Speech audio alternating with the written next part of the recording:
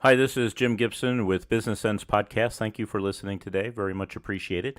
And the topic today is the 10 top ways to kill motivation and create mediocrity. Now, of course, it's tongue in cheek. I'm telling you some ways that you shouldn't do, that you should do the opposite if you want to create a high functioning team. So as you listen through these 10 top ways to kill motivation and create mediocrity, you want to be doing the opposite. So let's get started. Number one, don't treat your people differently. Treat them all the same.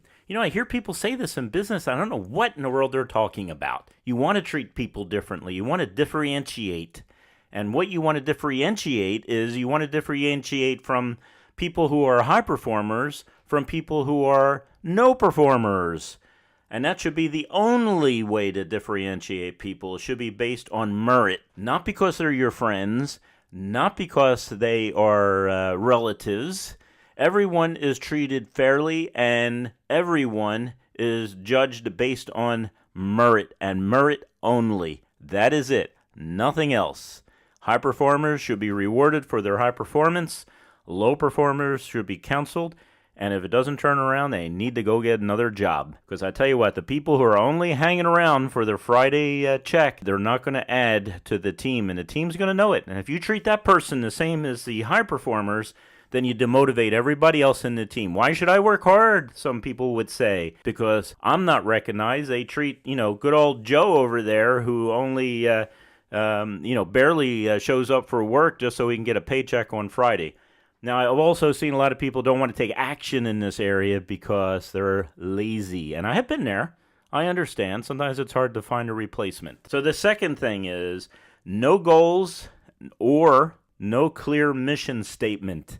And we talked about goals and all in the other podcasts where goals are more than just something you say on the evening of the 31st of December, that next year you're going to be skinnier and more successful and people are going to love you and you're going to buy a boat and an airplane and all this other stuff. And then it never happens. Well, it never happens because it's really not a goal. And I explain the difference between wishes and goals in a lot of detail, and you want to listen to that. But if you want to demotivate people, don't have any goals and don't communicate them to them. And don't have a clear mission so they don't know where they're going. They don't know what's going on. They don't know what we're supposed to do. How are we going to improve? Or are we going to stay the same? Things like that. Number 3, no standards. No matter what anyone does, it's acceptable. And, of course, again, you're going to get your high performers aren't interested in working for you if you don't have any standards. And, everybody knows these things. I'm going to be honest with you. All the people that work for you may think that they don't notice this stuff. Or maybe it's new to you if you're a leader or a manager. Maybe it's new to you, but, to the people who work for you, they notice this stuff. They know this stuff. They know that there's no standards. They know that you're not going to differentiate. You got to differentiate. So they're going to know all that. They're going to know you have no goals, things like that. The next is do not hold people accountable for their actions. And, of course, we're saying the same thing. If you're highly motivated, you're doing a great job and everything else, and you're moving the organization forward, you should be held accountable for that. So you're always held accountable for good and bad. And if someone is not doing the job, showing up late, things like that, or whatever, then they should be held accountable also. Now, just a little bit of a story. I remember being in this unit that I had to take over. It was a big unit and had millions and millions of dollars of IT and communications equipment. And it was a key unit in the Marine Corps that during a wartime was, had to perform. And the person before me was relieved of duty for cause. This unit was a mess, and it had absolutely no morale and no motivation, and, it was like herding cats when I got there. No one wanted to do what was necessary for the success of the unit. And I decided that at one point that I wanted to go out to the work area. It was a big warehouse, and we had a lot of equipment in there, and people could hear the other people talking and what they were doing and all. And I wanted to find someone really doing a fantastic job. So I went into what they call the pubs clerk area. Now, the pubs clerk is the person who, keeps track of all the modifications and all this equipment. The manufacturer would send out information in a paper form, and we'd get that, open up the paper, look at it. that there'd be certain changes had to take place on a piece of equipment, and this person would ensure that the equipment had this type of modification, but then they would take the old page out and put the new page in, and then they had to keep track of that new page, and they had to write down what they did and everything else. It was tedious. No one wanted to do it. It was a pain in the neck. It was the worst job in the unit. But this Lance Corporal or a PSC, man, he was doing a great job. I mean, he was showing up. He was focused. He was working hard to get this job done. When I inspected it, when I looked at it, what he was doing, I was impressed. It's the best I've ever saw while I was in the Marine Corps. And so I immediately made sure that he got recognition for it, and I did it in public in such a way that it was loud enough that everybody understood I was praising him for his great work. And then I found his sergeant that worked for him, and I said, "Sergeant, you must be the best sergeant in my whole unit because of what you got this Lance Corporal to do." And then I got his staff sergeant and said the same thing. And I said, "Gentlemen, you three gentlemen, I'm going to do everything I can to get you promoted." And I did it because of merit. And everybody in that room turned around and started listening. And what they decided to do, that if they worked hard, they'd be recognized also for what they've done. Because I had standards, because I differentiated, because I had goals, and because I held people accountable for their actions, good or bad. Now, if you don't want motivation and you want mediocrity, then don't hold people accountable. But I used to put a sign up on my desk behind my head. It was a big one. And so when all the staff NCOs got in my office in the morning meetings, they would see it. And what it would say is, Marines don't do what you expect them to do. They only do what you inspect. And this is good and bad. Because the people doing a great job are going to be recognized for the great job they did, and they deserve that recognition. And the people who are doing a horrible job, they need to be held accountable for what they're doing. And I always say, what you do is you coach. You're a coach. If you're going to be a leader, a manager, hopefully a leader, because that's one step higher than a manager. Managers, what a computer can do, that's a management function. But only a person dealing with human nature is a leader. A person who understands human nature is a leader. So if you want to be a leader, then you hold people accountable. And what you have to do is you have to coach those individuals who are not doing fantastic. And you have to show them how to do better. And you have to get alongside them and help them. Of course, you have to do things like that. But if they show that they've shown that they cannot perform at the level is expected them to perform, then you need to take action. And in some cases, as a business owner, you got to take immediate action. So if you catch someone stealing, that's immediate termination. Don't hold on to them. If you find someone who is lying on substantial information, you need to get rid of them. If you see someone who doesn't follow simple instructions and refuses to follow simple instructions on a regular basis, after you've counseled them and you've coached them and everything else, then you need to move on and find a replacement. People want to be held accountable for their actions. They want to be recognized when they're doing a fantastic job. And you know something? They really enjoy working for someone who recognizes when they're doing a good job. Because when you recognize that someone is doing a good job, or you're holding someone accountable for not doing a good job, what you're saying is, you are valuable. This job is valuable. Your time is valuable. What you're doing is valuable to this organization. And now, number 5, tell them that they'll never be fired. After that last discussion, you know that that's a crazy thing.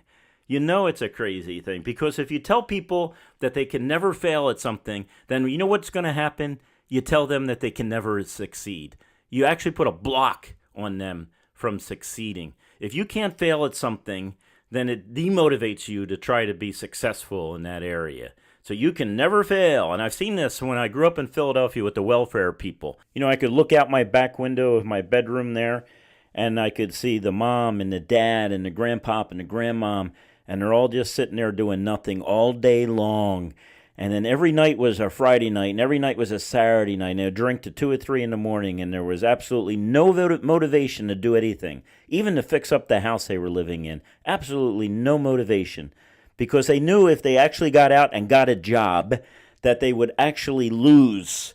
that they would lose their paycheck coming from the government. They would lose their food stamps, things like that. So they were completely insulated against success. They did not want to do anything except collect the check and sit there and drink till 2 in the morning and keep everybody else in the neighborhood up. And the reason they did nothing in life, because if they did anything in life, they would lose their subsistence. They would lose the food stamps. They would lose the welfare. So when you tell someone that you sit around, you do nothing, I'll never fire you, then you ensure that they'll never be successful in what they do. You always have to have that, not maybe hanging over your head as a type of fear thing, but people have to realize that if they don't succeed, or they don't try to succeed, or they don't change their ways, eventually they're going to be working for someone else and not you. I read a book, and I'm always reading a book on business, and you should also. If you want to run a business, you should be thoroughly interested in a business and business climate and learning things and stuff like that. And one of the books I read, which is, it started out really great. Leaders eat last. Well, I learned that in the Marine Corps. As an officer, I am out in the field now. This is for the field. This is not in garrison, but I'm out in the field. You're the last one that eats if you want to be a leader. You better not be the person that starts, pushes everybody out of the way, and you get ahead of the line with your tray and you get all the food that you want first, and heck with everyone else. No, you make sure that the junior Marines eat first, and then you make sure the senior Marines eat first. And then you make sure the junior officers and the senior officers. That's the way it's done in the Marine Corps, because that's how you take care of your people. You put them first in this situation. So when I got this book, I thought, wow, this is a Marine Corps principle. I'm going to get this book. I'm going to learn a lot about what's going on in the Marine Corps. This is exactly what I want to read. But as I read it, one of the things that this Simon guy says, he turns around and he says, one of the greatest things is a company that as soon as they hire someone, they said, we'll never fire you. We give you that promise. You'll never be fired. Well, I'll tell you what, they're never going to be successful. But in reality, real life, human nature we're talking about here, if you tell someone that they can never be fired, insulate against success. You tell them that you should never try to be successful in this organization or in this situation or in this program. I see this a lot of times. I was in public education for 20 years. I was an elected board member, and you just don't fire teachers. And that was so frustrating because I had fantastic teachers that I couldn't bonus, and then I had the teachers that shouldn't have been in front of kids, and I couldn't get rid of them, and I couldn't fire them because they were guaranteed that they would have a job for life. When you guarantee something like that, you tell someone you insulate against it. And it's a very unusual person that's motivated enough to go beyond it. And there was teachers that were motivated enough to work as hard as they possibly could and produce fantastic results in these kids' lives. Most of them didn't. Some of them did. But I couldn't reward that teacher because there was rules and laws in the state about giving extra money to someone who was doing a superior job because it make the rest look bad. So if you really want to you really want to kill morale and you want to create mediocrity, the way you do it is tell them you'll never be fired. You'll never be fired. Number 6, don't communicate to your people. Keep it all to yourself, Don't meet with them. Don't talk to them. Don't communicate at all. Let them try to figure out on their own what the organization is doing and what you value. What are your values? Things like that. Keep it to yourself. I had a CIO once I worked for, and you know something? I never saw the guy.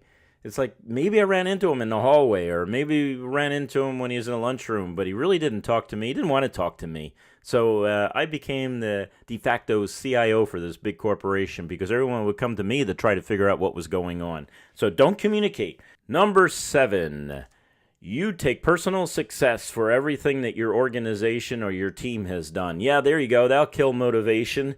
That will make people not want to put in the extra effort to make the organization successful. Why? They come up with the idea, they work hard, they're successful at it, and then the boss stands up there and tells the whole world that he's the one that did it. He's the one that made the organization successful. Always give the credit to your people. People know that if you're the owner or if you're the leader, that really, you created the situation to make people successful. People know that. Okay, so give your people the the recognition that they deserve when they do something great. Number 8. And then, of course, discipline in public. Oh, man, all of us has been in that situation where you hear someone screaming and yelling out of control almost. And they are. If they got to scream and yell to people in public, they're out of control. Now, the only time you should be yelling is if there's an immediate danger. Hey, stop that. Don't touch that or something like that. But you don't discipline in public. You discipline in private. If you have to talk to someone and you have to correct them, remember, you're the coach. You're the leader. You take them into your office. You explain what the situation is, and you talk to them about how they can do better. Or if you've talked to them time and time and again, or it's major, then that's where you let them go. But the bottom line is you never do this in public. If you do it in public, you're going to kill morale and you're going to create mediocrity. Number 9, lie. Yes, everybody knows when you lie, so what's the difference? Little white lies. They figure it out that you're lying about the health of the organization, that you're lying about everything. You want to get credibility? Tell the truth, man. Tell the truth. That will give you credibility. Tell the truth when you don't have to tell the truth, that you can keep your mouth shut. But when you tell the truth, your people will start trusting you more because they know that you always tell the truth. And then lastly, number 10, always be critical. Someone's doing a great job and everything else, and you go out there and you say, well, you could have done better. You did 90% right, but I would have done it better. Or this little tiny thing wasn't done exactly right, or things like that. Just always be critical. No matter what the person does, you're always got a negative thing to say. That's going to ruin an organization. And there's your top 10 things that will create mediocrity and kill motivation. Thank you for listening. But before you go, please subscribe and ring the bell, and also like the video if you appreciate it. And if you have any other ideas on videos that you would like me to cover, please make comments in the comments section. Or if you don't like this video, let me know what you did not like about this video. Really appreciate those comments. Again, this is Jim Gibson with Business Podcast, and I hope you're having a great day.